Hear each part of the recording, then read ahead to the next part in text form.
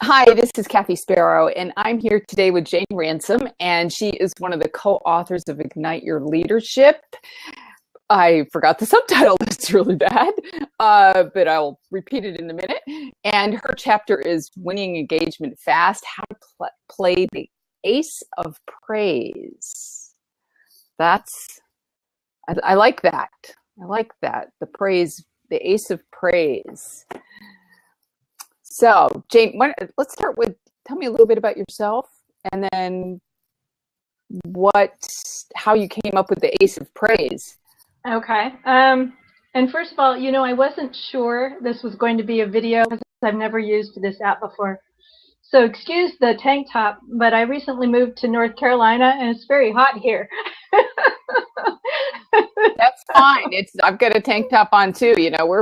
This is casual. This is just okay. Okay. One of the things that I realize is important to me when I meet people is authenticity, and it's yes, we're real people. I have a dog in the other room that might bark. Yay! I put her in the room, but she might bark or try to dig her way out because she likes to be here. But so totally we have real people. We're leaders in our community, in our families, in our businesses, and yeah. It's funny you mention that because I just moved here to North Carolina, and I bought this little condo in this condominium complex, and I moved here in February, and I'm already on the board, and I'm organizing all this stuff. And you know how it happened, Kathy, is that there was kind of a vacuum, and people weren't getting along because there had been a lot of strife here. Anyway, so with the work that we do, and we've learned from Jack Canfield to focus on positivity and connection and authenticity, I've been able to just step in and step up and start organizing volunteerism and all kinds of good stuff. So I put all this stuff into practice into my actual life, just as you're saying. Yeah. We live this stuff. Right, we do. And I was saying to my students this morning, I was using one of Jack's principles, how you do everything, how you do everything, because they were kind of dribbling in at 10 minutes after, quarter after. And I said, folks, and I said, we really we can't compartmentalize our lives. How we show up is how we show up. And I mean, that's the best way. It's the best way to be more effective and really be who we are and have the most impact on the world. So yeah, we do live it, don't we? We do. And I think the great part about that is that it's all based on positivity. And what I find so exciting is, because I'm a science nerd, as you know, that what I find exciting is that there's so much new science now that supports the kind of work Jack's been doing and others have been doing for decades, right? Right. There's a whole field of positive psychology, led by Martin Seligman.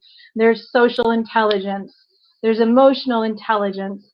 And what I call my work now is self-intelligence, because I realize that to get along with others and to influence ourselves and others, we really first have to start with ourselves, right? Again, Jack teaches us this, but I always have to come from two directions, what the self-helpers say and then what the science says, and I try to put them together. So one of the things about praise is that it's actually scientifically proven to work. Gallup has done these enormous surveys all over the world with many thousands and even millions of people, and they've found a big problem with employee disengagement. 30% of employees in the United States are engaged. That's only a third, less than a third. Wow. Half are not engaged, meaning they show up for work, but they don't really care. And 18% are actively disengaged, which means they're covertly sabotaging their employers. And you can imagine that's kind of expensive for everybody and not happy. Yeah. And one of the things that Gallup also found was that most people in the last year had not been praised at all for the work that they do, at all. And meanwhile, the U.S. Department of Labor in its surveys has found that the biggest reason people leave their jobs isn't for lack of pay. It's for lack of praise. They don't feel appreciated. Wow. Yeah. So that's why praise is one of these things that doesn't actually cost money. It just costs effort, but it's got a real bottom line payback with it. And Mm-hmm. so, yeah, so what I've put together in the Ace of Praise, and I like everything to be a game and kind of fun, is three parts. And the first part is authenticate by being specific. Because, if somebody tells you great job, it doesn't, you don't even know whether they're sincere. They might be sincere, but they might just be tossing it off. But if they say, oh, Kathy, I really liked the questions you asked about A, B, and C, or the way you listened and I could see it in your eyes, or, the fact that you smiled so warmly at so many people in the room, all those things that you Yeah, actually do, then you feel seen and you know it's real. that's right. Yeah. Yeah. So that's That's the true. A. And then the C is convince through congruence, and that's about body language and mirror neurons. Which are those neurons that are kind of recently discovered, but are proven now that we have neurons in ourselves, so that if you smile at me in a genuine way, my neurons actually activate that many of the same chemical processes that are going on in you when you smile. So I feel your smile. Uh-huh. Uh-huh. But we have different ways of smiling. So my mirror neurons are smarter than my conscious mind. They're in the subconscious. And if somebody smiles at me disingenuously, my subconscious knows it. And it makes me feel icky. And I might not consciously know why I feel icky. But one study tested how employees react to job performance reviews delivered in different tones, and Mm-hmm. they found out when they were given good reviews in a good tone, of course everybody loves that. When they were given bad reviews in a bad tone, people don't like that, of course. But the worst thing was to get a good review in a really sour tone. Mm-hmm. It is Yeah. so, like, the mismatch just really made people feel awful. It made them feel like they were being, gamed or cheated with, or, just, and that's why it's important to convince with congruence. So when you praise someone, the trick isn't to smile really big or, wave your hands or anything. It's to actually really feel what you're saying. And if we do that, then the other person's mirror neurons will pick up that we really do feel it. Mm-hmm. Mm-hmm. So like everything that you and I do and have learned from Jack, you got to start within. Yeah. Yeah. As always. And then the other part of the ACE is based on some really strange science that completely took me by surprise when I learned it. And it's energized through praising effort. And this is from Carol Dweck at Stanford, an amazing psychologist. And what she's found is that if you praise people's supposedly innate or inherited traits like intelligence or talent, Uh-huh. it will actually demotivate them.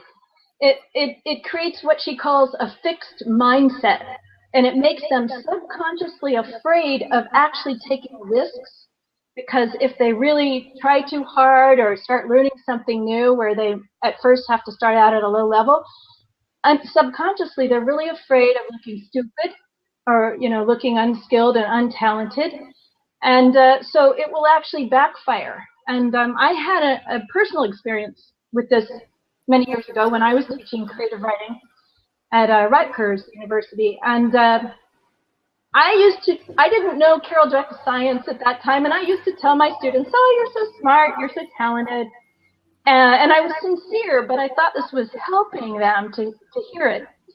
And until one of my students, who was perfectly smart and talented, submitted a plagiarized poem. Oh.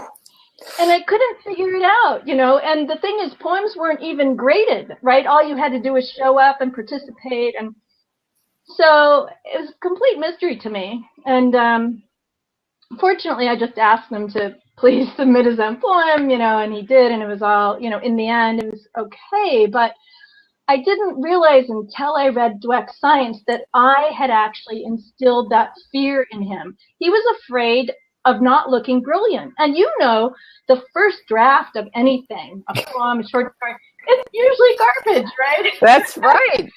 I think Hemingway, said the first draft of anything, and excuse my French, but this is quoting Hemingway, said the first draft of anything is shit. And maybe that's not always true, but it's usually true. It's pretty much true for me. It's like, whoa. Yeah, right? So, doing anything well, including writing, is putting in that effort. We write a first draft, a second draft, we polish, we rewrite. And what studies on talent have shown is that talent is essentially a myth. People like Mozart, it turns out he started studying with his musician teacher father, before age 4. And Tiger Woods, the same thing. His father started teaching him golf when he was, just a little hike. So what Dweck has found is that real performance, excellent performance comes from effort, and that when we praise people's effort, we inspire more performance. Mm-hmm. And and we energize them, and they really genuinely feel good, and they feel like they can take risks. They're not afraid to fail temporarily. They love learning, and this is true in kids as young as 5 years old. Her studies are just amazing. She has a great book called Mindset, which I recommend for everybody. But anyway, that's the C of the ACE is the E, the AC. And that's the E of the ACE, which is energized through praising actual effort. Nice. I know we get all excited about what we talk about, and then we go, "Where are we?" I can't spell. And as you're talking, I'm thinking about all the ways that I've seen what you say in action. Like, I teach peer review in my writing classes, so. In fact, this morning they were doing peer review, and the first I use the PQP process. Praise, question, polish. So the first step is praise. This is what I like, and this is why. And even when I'm giving feedback, if it's nice, I'll make sure. I don't say, "Oh, this is nice," just kind of offhandedly. Yeah. I'll give them specific feedback. I really like the way you did this, and I'm really careful to make eye contact and really engage with the student, not just stand on the paper and because they kind of get lofty depending on how many classes I'm teaching, but it makes a difference.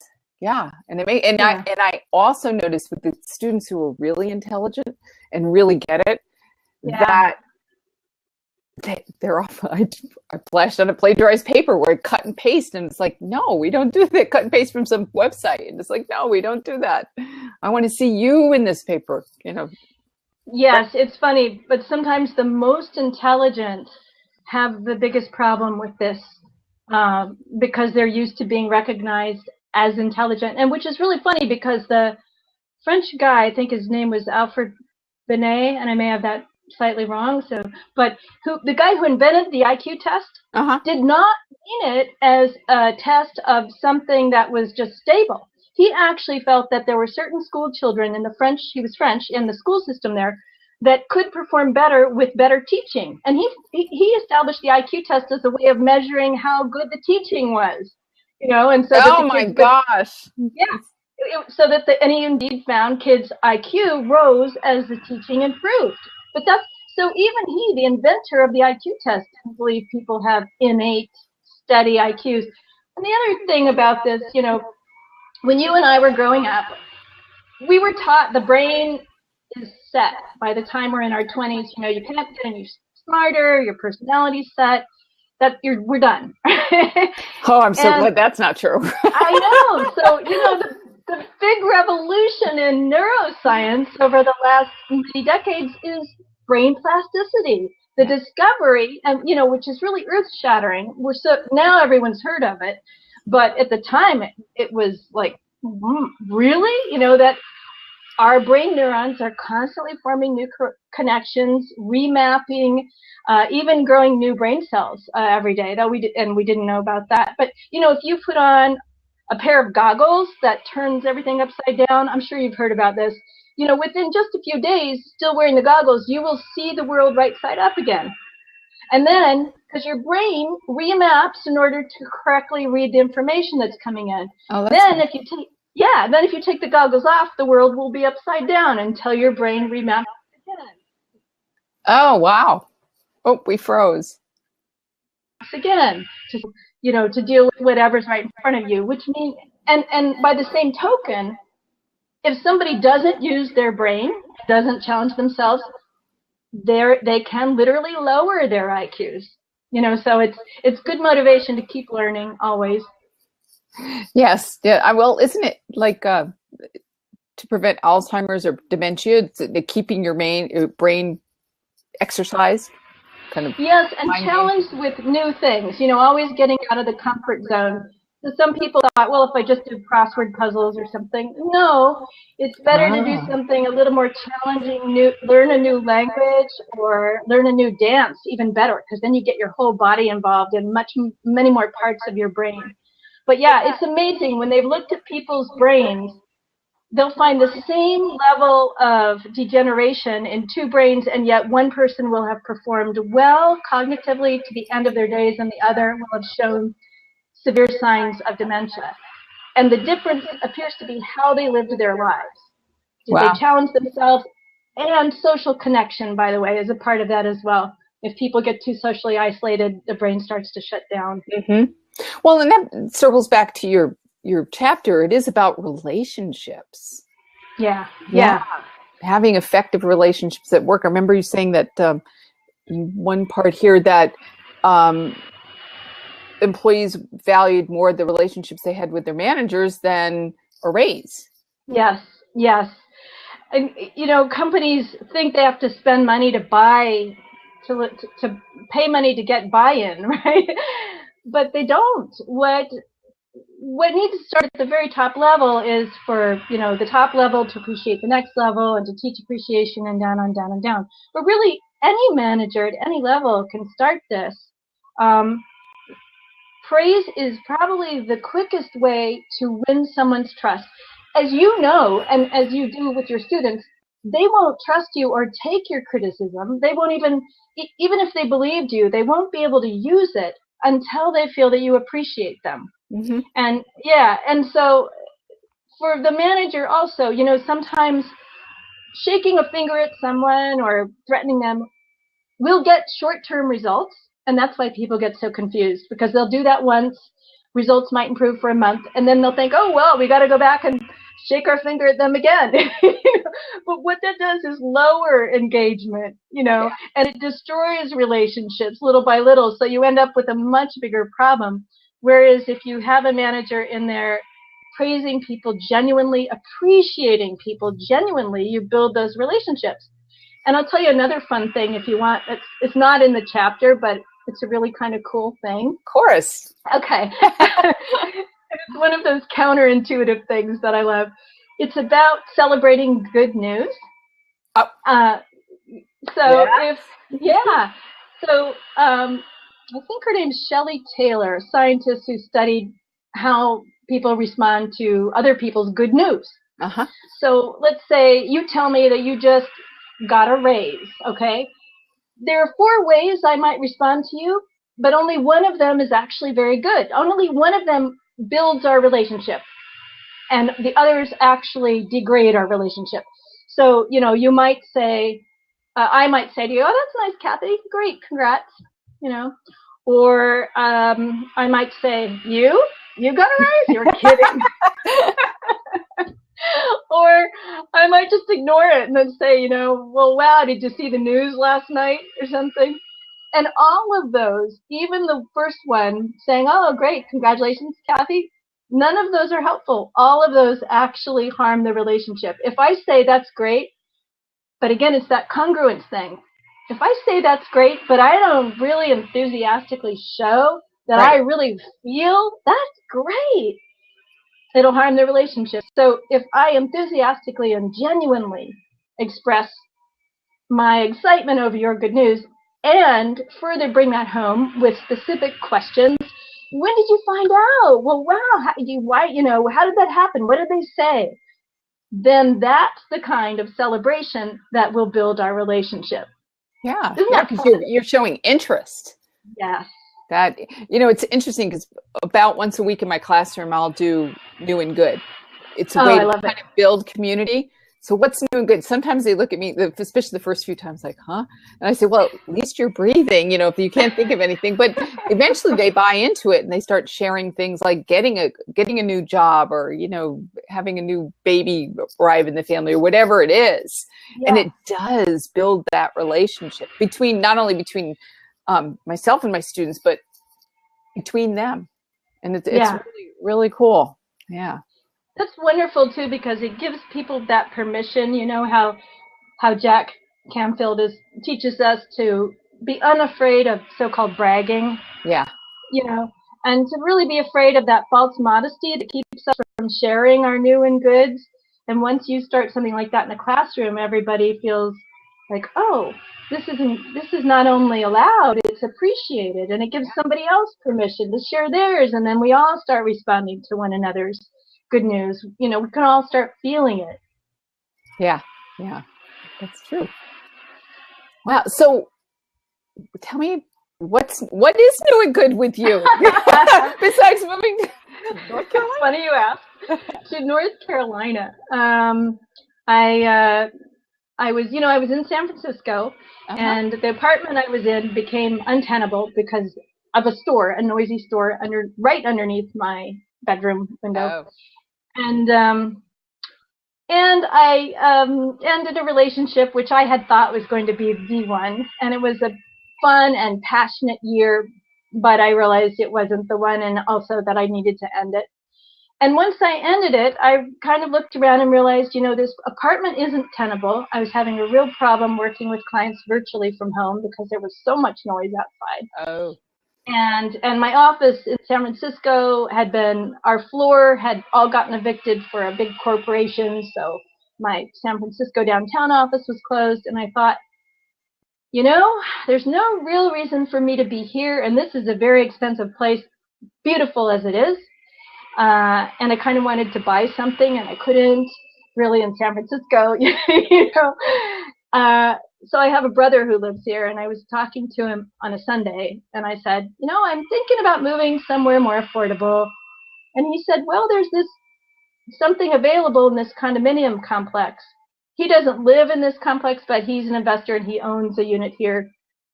And I had heard about this place from him for a long time when he'd been thinking whether to buy something. And it's a really unusual place because it's about a block long, and inside is this enormous courtyard. Down in front of my window is a little waterfall with a little stream and a little fish pond. And in the other end of the courtyard is a pool, and it's got all these trees and flowers, and it's just amazing. But so I'd heard about it, and so that was a Sunday. You'll appreciate this story. I flew out the next day on a Monday. I signed a contract on a Tuesday. I love it.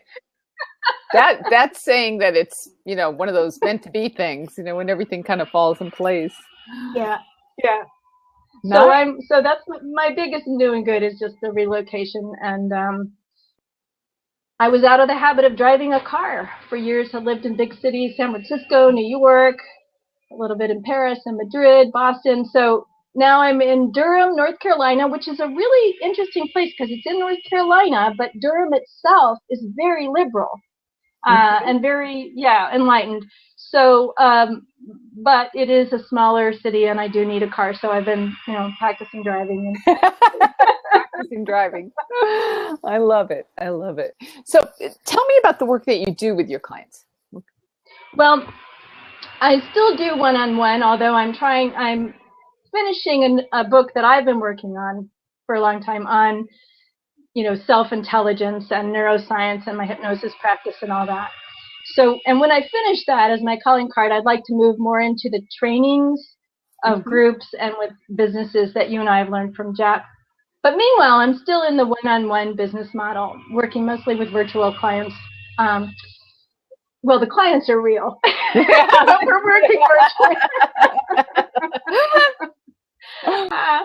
And so it's a combination of coaching, success principles, NLP, some hypnosis, but not always. Uh-huh. And, a sort of whatever works approach. I like having lots, like John Dewey, the philosopher, I like having lots of tools in my toolbox, and everybody's different, right? So Right, no cookie right. cutter. Yeah. Yeah, there is no cookie cutter. Every one of my clients, even though I'm in the classroom, I do have private clients and working virtually too, because it works, and it's almost like being in person. I know when I actually get to meet a client face to face, it's sort of like, oh yeah, we haven't met face to face. We really do get to touch, hug. So, but but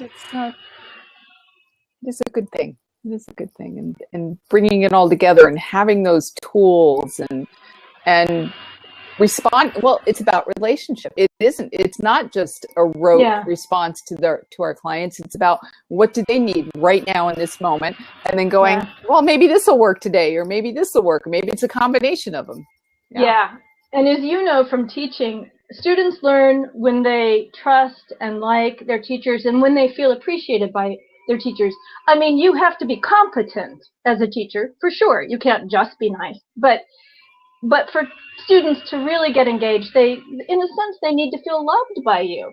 Even if you don't use that word, they need to feel it.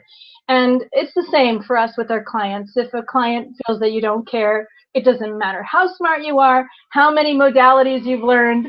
You can teach them tapping or NLP or anything else. None of it's going to work. Success principles, let's work on that one today. Yeah, if we don't care, there's no... It'll never work. Yeah, just that connection has to be there. And I'm going to acknowledge the elephant in the room. There's sounds like an electric drill someplace. Oh my God, that's my computer. Let me see. But if well, no, that's okay. If it sounded like you had something going on in the back, and I've seen a few things in the sidebar about is that a drill? Oh my God, I'm so sorry. I know my laptop is making so much noise. It is breathing so hard. It's 6 years old and probably at the end of its days, but sometimes it's really quiet. And I've been mortified also. I was wondering. Let's not worry about it. I saw it and I went, I'm just going to acknowledge it now. And that's okay. You know what? Good leaders roll, right? We're flexible. Yeah. And this is a reminder. I've got to get a better laptop and a microphone set up so I can at least walk away from the laptop, Yeah. Oh, yeah. I was told that this works better on this. Who's your typical client? Oh, that is so hard to say because I started with hypnosis, and hypnosis is this giant umbrella, right? So for whatever reason, I've had a lot of lawyers, maybe because lawyers struggle. Lawyers are sort of programmed for negativity. I mean, in law school, they're programmed for what we call the negativity bias, that they're programmed to look for mistakes and how to win arguments and to want to be right. And so they usually end up, that's fine in the courtroom, but in their personal lives and even in an office or team situation, it's not helpful. So maybe it's for that reason I've gotten a lot of lawyers, a lot of salespeople, as you know, people who are in sales just have to stay up, and a lot of realtors for the same reason. Realtors have it tough these days with Zillow and everything, and they even now more than ever they've got to bring the best of themselves to their job. But I'm hungry right now to work with teams. So again, when I finish this book, and I'll kind of shift my focus and see if, I don't know, a company that sends teams out, or a local corporation, or I'll just start doing workshops or something. But I'm sure you find it too. If you just do the one-on-one, after a while, you start feeling, well, hey, I'd really like to be connecting all these people. And if you're working with virtual clients, and if it's hypnosis, usually not. People are a little bit private about that. Yeah. A lot of my clients don't want anybody to know they're using hypnosis,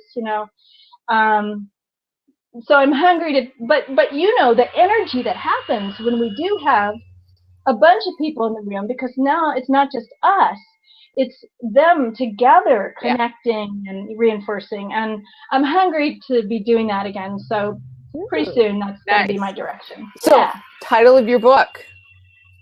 title of my book is now, after many forms, is Self-Intelligence, 26 Scientific Ways to Turn Your Life Around. I love it. Thank you. Any expected time that you'll finish it, or? Well, I'm editing it, and I'll be done editing it next week, and then I will. Yeah, and I have an ex-agent, and I think I'll call her just to see if she feels like looking at it, and hope she'll forgive me for firing her. It was nothing personal. I was just at a stage in my life I didn't want an agent, but and if not, I'm happy to self-publish. You know, there's no shame or blame in that. And as you know, the world's so different now that in many ways, it actually makes better sense. You do it. Yeah, as a business model, it definitely does. But you get it out quicker. That's one of the things. You have more control. Everything. Yeah. That's right. That's right. Yeah, I love the group stuff too. I got some exciting things planned in that direction too. So. Yeah, maybe we can play together. I would love that. Yeah, I would love that. It's been a while. Can you share some of your exciting things now, or is that? Yeah, well, you remember the fly fishing at your edge, blending the fly fishing and leadership? I finally said, you know what? I got to do it. I was afraid of it. I got, kind of like a book, you kind of stick it on the back burner. So bringing that, because it really is, there's a lot of research, talking about research, backing up the real importance of being out in nature, getting out of the office, having it reduces stress, boosts creativity and productivity. I mean, it's just, and so we may have to talk after this. Oh, good. And I sort of learned to fly fish during my last year in San Francisco. I mean, I went fly fishing. I'm not a pro like you, but I did find it really fun, and I kind of began to understand the zen of it, that. Yeah. It's very builds self-awareness, self-intelligence. It really does. So it fits right with what you talk about. So yeah. And you know what, like, I help a lot of golfers with hypnosis because it's a mental game, right? Absolutely. But fly fishing also totally mental. It's like, it's so easy. I mean, I could just see, like, a couple times when I did a really good cast, like, oh man, and then but then just get slightly off my center, and the next one, no. Yeah. I'm right. Whenever I cast that poorly, I'm going, okay, what's going on? Like. And do you do what's going on in here too? Oh yeah. No, it's the what's going on in here, not what's going on here, because I know if I can figure it out here, it's going to show up here. Right. Yeah. So. I'm so excited about that. I've always felt that you should be leading leadership, corporate trainings out in the fly fishing. You're teaching people to fly fish, and it'd be so fun, and they would learn so much, and they would be playing and bonding. Oh my gosh, I'm really excited about that. I just saw an Uncle Bert just tried to call in as we were talking, and maybe we have a question. Should we? So Uncle Bert, if you're still with us, come back in, and I'll let you in. Here he comes. Okay, so. Hello, ladies. Hi there. How are you? Hello. Good. Leadership is one of my favorite subjects. I read many of John Maxwell's books. Mm-hmm. Yeah, and I have my own consulting and coaching in leadership arena. Where are you? California. Huh.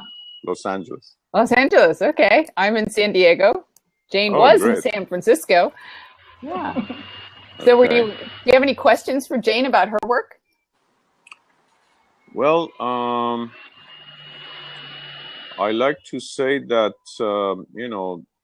the conversation was whether she's going to get the publisher to publish or she has to self-publish. And I like to say that my question is that can't you self-publish anyways? You mean, can you do both? Is that your question? Yeah. No, usually not. If a commercial publisher, if it's the same book we're talking about, one book, if a commercial publisher agrees to publish it, then you cannot run out in front of them and publish it yourself as well. If they publish it, they publish it. But, you know, you can put in a contract that you get the rights back after so many years, and if they, back in the day, things went out of print, you know, so you would want to do that. These days, I'm not even sure how it works because everything can be printed on demand. So I'm not sure how how it would be. Yeah, no, I got my On the Mother Lagoon back last year. So, you know, it was published traditionally, got the rights back, and I'm now revising it. So, yeah, but it is not something it can't be side by side. You've got to choose which path to go. And I don't know, when coaching my clients, because that's what I coach, is helping people write their books and whatnot. I coach if I feel like they have a strong platform and their writing's really, really strong, I kind of nudge them towards the traditional publishing, and then give it some time. In fact, I just had a client land an agent, so we're, you know, yeah, that was pretty exciting. Happy dance time, and so I guess that was in February. So we're just kind of waiting. So as a revision, you can self-publish, right? Not if it's the same book, unless you get your rights back. It depends on your contract with the publisher, but usually. Yeah, I mean, within the same theme. In other words, you can just talk about the similar subject and continue the conversation. A new book, yes.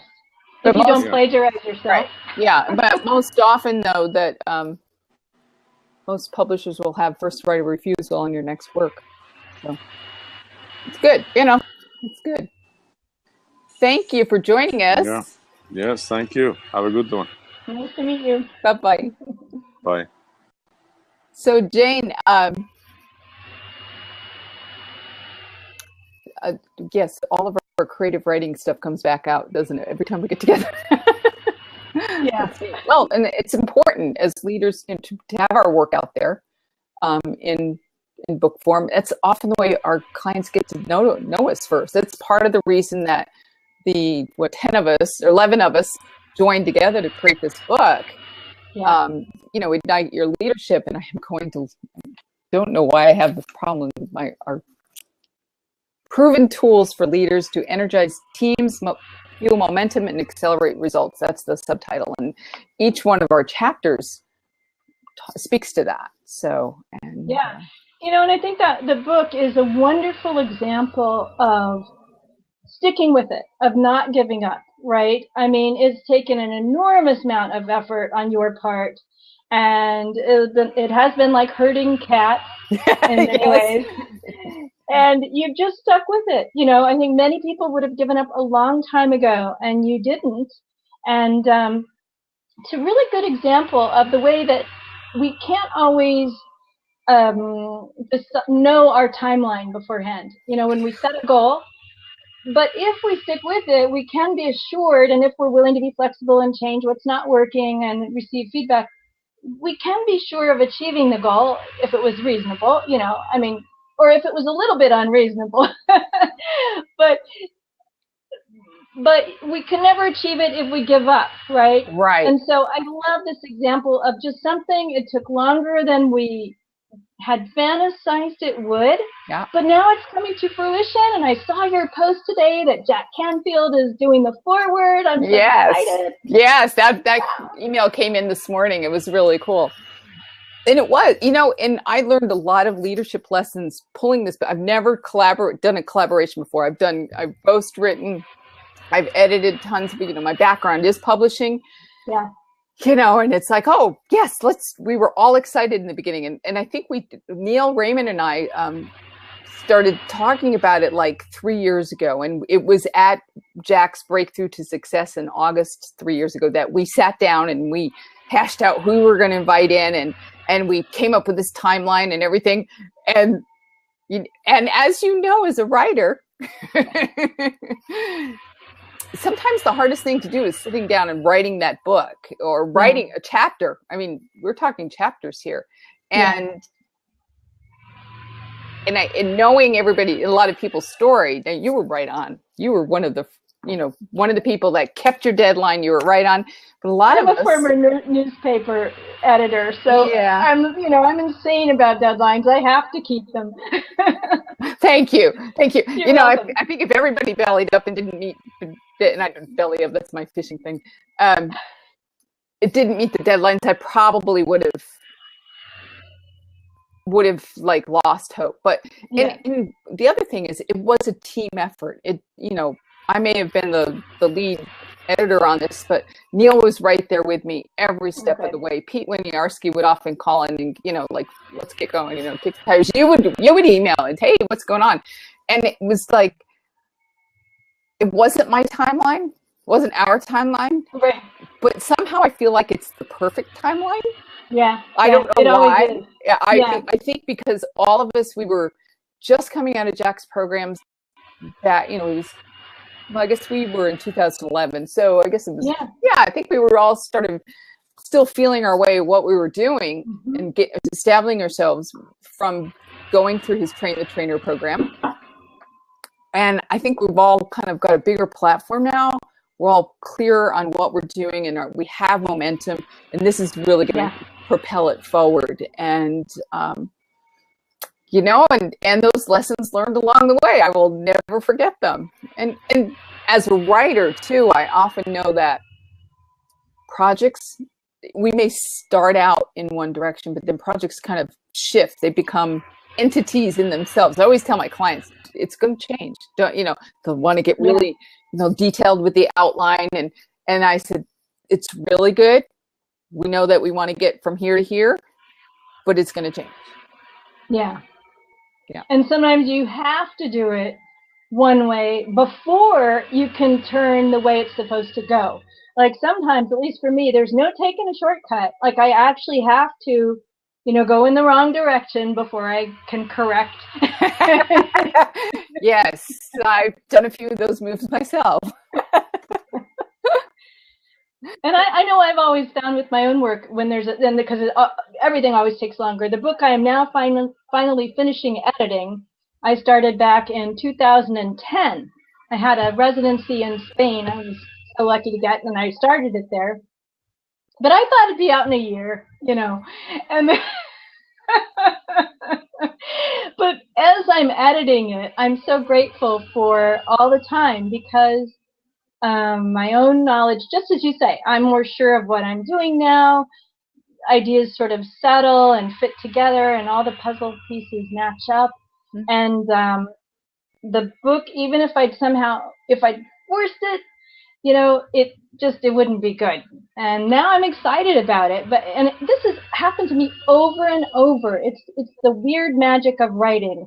A newspaper writing is one thing. Yeah, you can dash something off, but creative writing, it just takes its own time. It does. And what's interesting is my book that I'm working on is Women, Money, and the Inner Male Connection. And it was 3 years ago that came to me. It's kind of the same timeline. And I was working it, and then I was actually have a publisher who's waiting for it. And I said to him, and he emailed me, and I went, I made a mistake. I was writing it. Now, here's the other thing. I was writing it as a product. Okay. That problem. Not for myself. And as a writer, speaking to another fellow creative writer, we have to write for ourselves. Elizabeth Gilbert talks about it in her Big Magic book. Don't write it to save the world. Write it for you. And I went, oh my God, I made the biggest. I always talk about writing as a discovery process. It's much about discovering what's inside of me and what I need to say than being something that other people are going to take something from. Yeah. So that was the next course. I had to go down that path to go, oh, look what I did. I should listen to myself when I'm coaching my clients. It's such an easy mistake to make, and sometimes inevitable. Because writing, it is for us, and then in the end, when we edit, I'm always putting the reader in my mind when I edit. Well, is this clear? Do they need more of that? So it's a really magical dance. Sometimes I just feel like, and I bet you feel something like this too. when you're in that zone, and it's like being connected to everybody and everything. It's, the only bad thing is that when I get in that zone and I think, I am there, and now, like, from here on in, it's just going to be like, and as soon as I have that thought, it's over. Like, okay, no more. Like, I can't do any more good writing that day. Yep. Well, I have a 2 to 4 hour window depending on my rest and things like that. But then, the end of the day, I can go back and kind of read through and make some light edits. But, for creating. Yeah. Yeah. It's massive energy, right?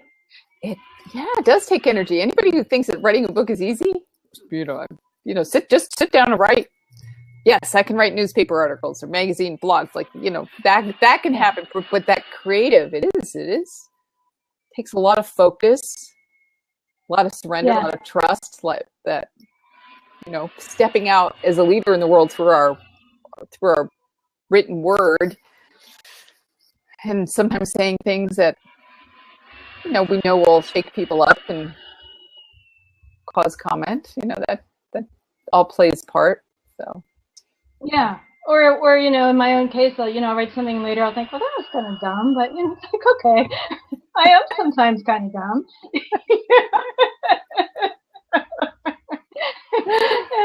and it's, as we give up that need to always be right, and to always look really smart, it's very freeing, and we get more done. And at the same time, it's like, okay, we're fallible now, and that's the thing too. I think as we've moved into this leadership space more and more, I know when I came out of Train the Trainer, I was so concerned about getting everything perfect, and I've memorized a lot of stuff, and I would be rereading my instructions for everything, and that was all fine, and it was necessary for me to learn a lot of best practices.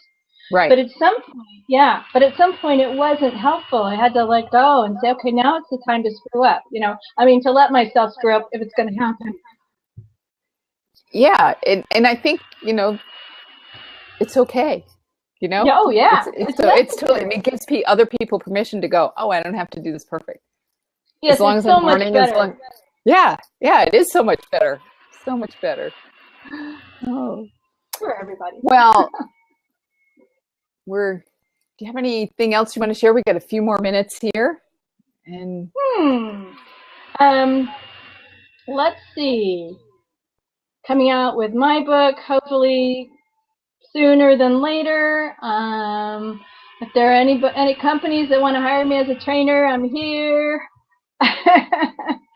Absolutely, I love it. Yeah. I think one of the cool things for me coming out of Train the Trainer too was connecting with people that then invited me, went to India to speak at the TEDx conference with Pooja. Right.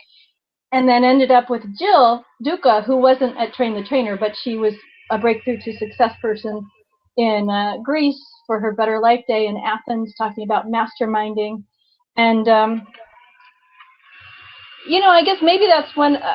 Do you teach your students anything about masterminding? I'm just wondering, because I just started a new mastermind group, just joined a new one, and people around here haven't even heard of it. They're like, "What, isn't that a TV show?" I haven't, but that's kind of an interesting. I'm not sure. I figure out how to bring that in. We do peer review, and I make sure that they have, like accountability partners. But I've never thought about bringing the masterminding in again. Well, maybe when you let them loose, when they no longer have you. But masterminding is one of those concepts I love, because as we learn more and more about the need for social connection, and how much it generates, physical health, mental health, spiritual health, and how as adults often people kind of drift apart in a sense, and then or they form friendships where they stay in their comfort zones. Yeah. And so what I love about forming a mastermind group is this social connection that keeps pushing you outside your comfort zone. Yeah. Yeah, I like that. I like dancing at the edge. Yay! I see a question the title of your book again? Self-Intelligence, 26 scientific ways to turn your life around. I love it. I love it. Can't wait to see that. Thank you. Yeah. Well, Jane, it's been lovely catching up with you. And I'm going to stop the recording, and then maybe what I'll do is give you a little ring on the phone just to kind of do a wrap. That'd be lovely. Okay. All right. Thank you. We had a lot of people. We had like 15 people with us at one point. I'm excited that we had so many people join us talking about leadership, talking about writing, and our, when you get two writers in the same room, I mean, we did writing, like not just book chapters or books to promote our work, but we're like writers. Yes, we are. So you get us in a room, and what are we going to talk about, right? So anyway, I thank you. It's lovely. I'm excited about your changes, and it's just been a real. Having you part of the book is in this book, in this project, was always a very comforting for me. Like being one of that guy. You always felt like you were a big member of the team, and really comforting to have you there. And I always knew if I had anything to ask, I could come up and ask you.